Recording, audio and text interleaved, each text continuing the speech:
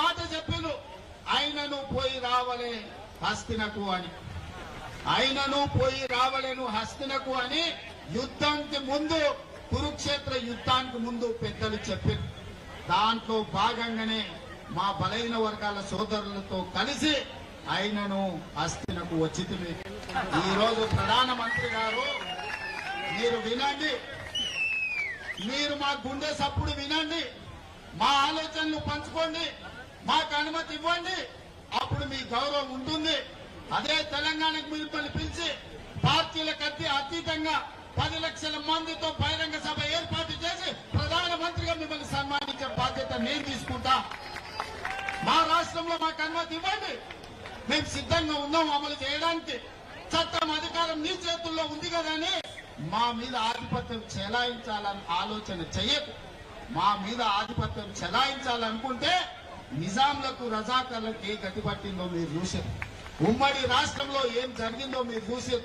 తెలంగాణ రాష్ట్రంలో గడీల నుంచి పరిపాలన అందించాల్సిన వాళ్ళు ఇవాళ ఎక్కడున్నాడో చూసారు. ఇవాళ ఢిల్లీలో గద్దె మీద ఉన్నామని మీరు అనుకుంటున్నారు. రావాలి మళ్ళీ మా గల్లీలోకి, మీరు మీ వాళ్ళు మా గల్లీలోకి రావాలి. మీరు ఎప్పుడు ఢిల్లీలో ఉండరు, మళ్ళా రావాలి.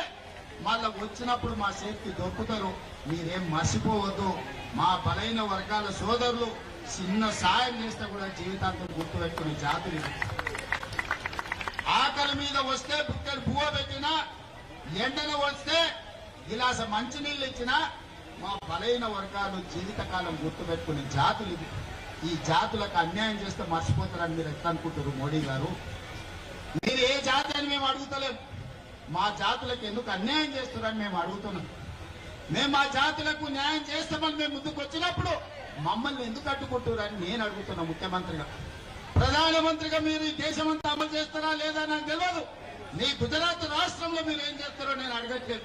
నా తెలంగాణ రాష్ట్రంలో ముఖ్యమంత్రిగా శాసనసభలో ఏకగ్రీవంగా తీర్మానం చేసిన బలైన వర్గాల రిజర్వేషన్ లో 42% ఇవ్వడానికి మీకు వచ్చిన కష్టమేంది, గుజరాత్ కు వస్తున్న నష్టమేందని నేను మోడీ గారిని అడగదలుచుకున్నా. అందుకే ప్రధానమంత్రి గారు దయచేసి వినండి. మీరు చట్టసభలలో మెజార్టీ లేకపోయినా ట్రిపుల్ తలాక్ తెచ్చారు, 370 ఆర్టికల్ తెచ్చారు, సిటిజన్ అమెండ్మెంట్ యాక్ట్ తెచ్చారు, రైతు వ్యతిరేక నల్ల చట్టాలు తీసుకొచ్చారు.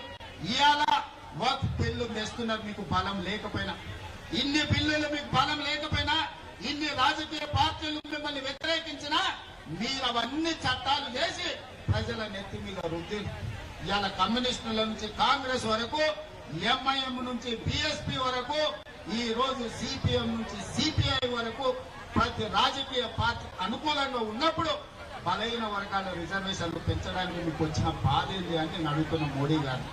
ఇవాళ అన్ని రాజకీయ పార్టీలు మీకు అండగా నిలబడడానికి, మీకు ఆ సంగతి అర్థం కావడానికి చట్టసభలలో మీరు అనుమతి ఇవ్వకపోతే జంతర్ మంతర్ చౌరస్తాలో 15-16 పార్టీలు ఈ రోజు ఈ వేదిక మీద నుంచి మేము అనుకూలమని చెప్పింది.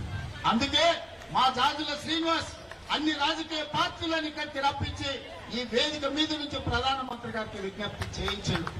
మా బలహీన వర్గాల సోదరులు వివిధ రాష్ట్రాల ఎంపీలను 60-70 మందిని వేదిక మీదకి రప్పించారు.